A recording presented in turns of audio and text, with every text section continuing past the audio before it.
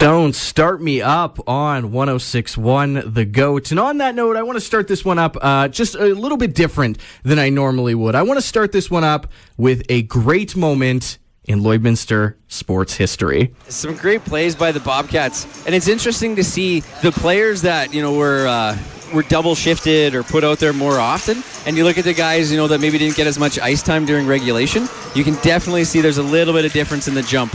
Shot just sailed wide of the goal again. Boggrove in front. Javen Leslie with the OT winner in double overtime. And look at the fans rush to the glass. And that was absolutely fantastic play by the Bobcats. Nice pass across to find Javen Leslie to even this series at 2. And the crowd who stuck around here, still a huge amount of them. Amazing show of excitement. And the Bobcats will head back to Bonnyville with this series all tied up at 2. That is the Lloydminster Bobcats taking it home after almost 100 minutes worth of play last night. Absolutely killing it. And we have one half of that dynamic duo there who made that final call. I would argue the loudest half of that one there in that clip. We have Shane Tomayer in the building. Shane, after last night's game, man, 100 minutes of play, it's really hard to have notes about a game like that. But after what you saw, what was sort of the vibe on the ice, and how did you feel about how last night went down? I was thoroughly impressed with just the effort of the Bobcats. Again, the game plan has been Bonnyville's going to come out hard. They're going to be aggressive off of that opening face-off, and the Cats took it to them. Cats took it to them in a big way. They've been outshot, the Bobcats, all through this series, and that comes off of the speed and aggression of the Pontiacs and their attack. And the Bobcats outshot them last night, 18-8 in the first, 12-8 in the second, and just kept on rolling with it. And we got a whole bunch of minutes of really good hockey. I think it was actually close to about 60 shots for the Bobcats before all was said and done. It was definitely over 50. Yeah, no, 49 actually. 49 was the exact number. All right. And just one in the second overtime, though. Just one in the second overtime, and the one that counted, right? Absolutely. So I wanted to talk a little bit about the offensive line a little bit because, that was just deadly last night. Watching Prasovsky with that absolute, textbook top shelf shot in the first there. That couldn't get much cleaner, I don't think. Well, we had the angle that the visitor's end is right in front of the broadcast booth, and I think Prasovsky more than anything was he was trying to send one in, maybe go for a change. I think it was around the 4-minute mark of the first period, and Pro rifled one in and a little bit more on it than your casual dump in, and Cole Tisdale, goalie of the Pontiacs, I think underestimated it, sort of swung the glove, and I caught a little piece off the tip of his glove and into the back of the net, and the emotions right there was explosive. Oh yeah, it changed the dynamic just almost minutes into the game, right? But what was also interesting is there were two really standouts on the O-line that I wanted to get to. The first was Ben Bygrove, who was just a monster in his first game back, and I believe about a month, right?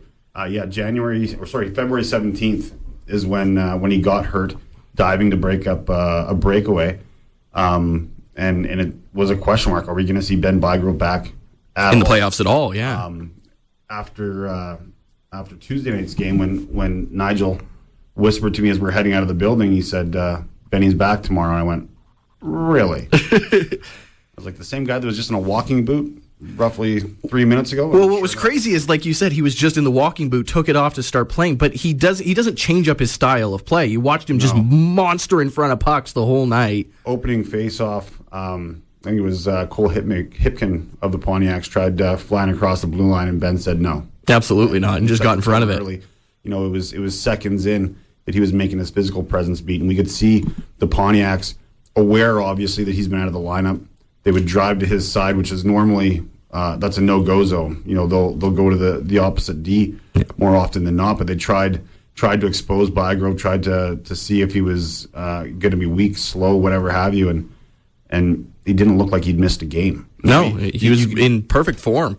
You could see Benny, got absolute iron in his blood. Obviously, you could see a few times he'd be wincing coming back to the bench, and clearly still in some discomfort, but just gutted it out, played an absolute Warriors effort, and was one of the stars of the game. 2 assists last night. Yeah, and it would be a huge effort for him to play 60 minutes, let alone 100 with the 2 overtimes as well too. Well, and the coaching staff, they laid it out. Carter Frankie, who's been great on defense all season long, but has a good offensive skill set. He was playing left wing on the fourth line with the expectation, okay, if Ben can't play a full role, if he's going to be limited, then you've got somebody that can roll in. And it worked out perfectly because Oren Olsen took a 10-minute misconduct in the second period on a check that was, I mean, it'll get reviewed by the league. There should be no supplementary or anything off of it. It was a solid hit on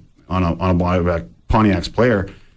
So then Frankie can roll back again, and we don't have five guys overstretched. So Frankie slides back onto the D side, played great there. He was great up front. Absolutely. Before that, he was great up front after Olsen was back eligible to play. So it was just an impressive effort, top to bottom. And I do want to touch on the defensive core just a little bit, but I just wanted to also mention rookie Ben Aucoin was really sticking out last night, especially in the third as well, too. He was really getting some assists in there. Ben's a dynamic player, no doubt about it, and one of those guys that you need those guys that know the moment, that are going to step up, that find that extra gear.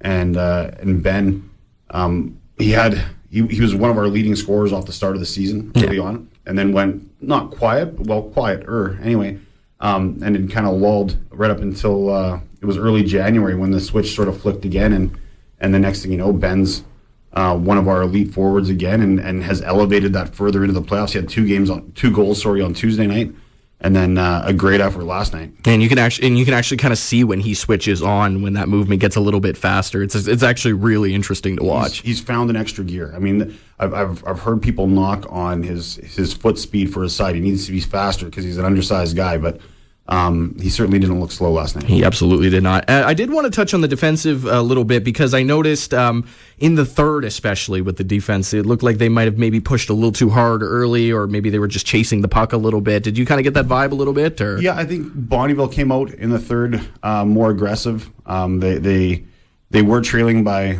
3 midway through the second period. They got their first goal, and then 3 in the first half of the third period, ultimately giving them the lead. And you go, uh-oh, now we're chasing. That's when things start looking dicey, right? You can tighten up, you can start making mistakes as a result of it, but the Bobcats stayed with the game plan the whole way through and kept on rolling. Severson was outstanding again in net for the Cats, and Andon Coles gets rewarded. He's a guy that last year he had 3 goals and 6 assists in his rookie season.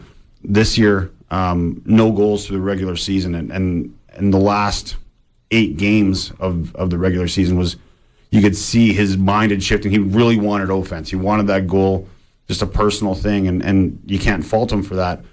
Coming into the playoffs, he's reset and has focused on defense. We saw on Tuesday, I'm going to say he had 5 or 6 block shots. We saw it again last night, got in the way of a number of them, played fantastic defensively, and then gets rewarded, sends one on goal. I think it goes off of a defender's skate.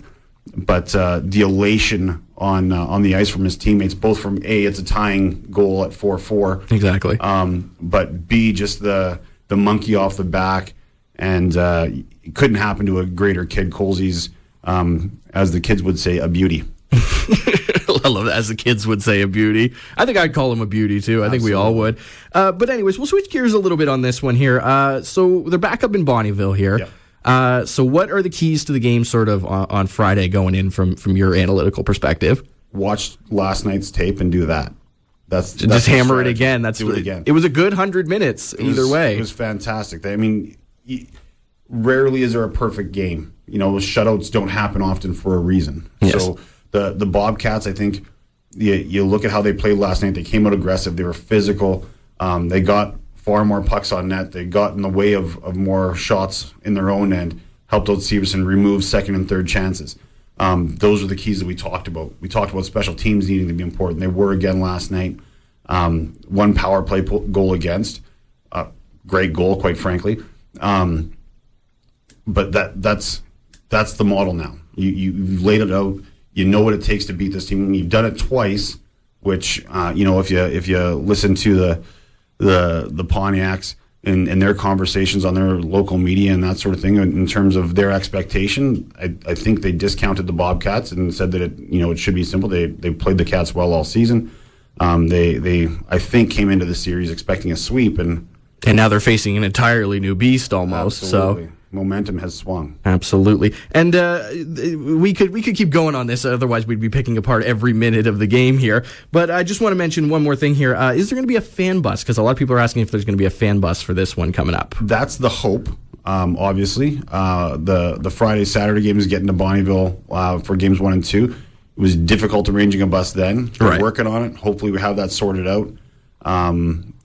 But I mean, that's the plan. We'll hope to have one, but wait for details. So in the meantime, just kind of watch the Bobcats' social media pages, and then if you can't get it, watch it on Hockey TV, and then be back in the barn on Sunday for the next game. Exactly. Sunday, 5 o'clock puck drop. Game 6 will be in Lloydminster, and I expect that building to be buzzing. Back-to-back nights in Lloydminster, 50-50, close to $4,000. So Yeah, 50-50, close to $4,000, 1,000-person attendance for both games. Like it's the hype is real, and it's really exciting to see the Bobcats get this far. Tons of emotion around the team, in the rink, outside of the rink. People are talking about it. There's excitement, and that's why I said last Monday morning it's the most wonderful time of the year. All right, that's a great note to end it on. You can check out the Bobcats on Hockey TV. Coming up this Friday is Game 5, and then Game 6, of course, will be on Sunday back in Lloydminster's barn. Go and check it out. The hype is real for a good reason. The Bobcats absolutely on fire this playoff series. In the meantime, this is The Clash, 106.1 The Go.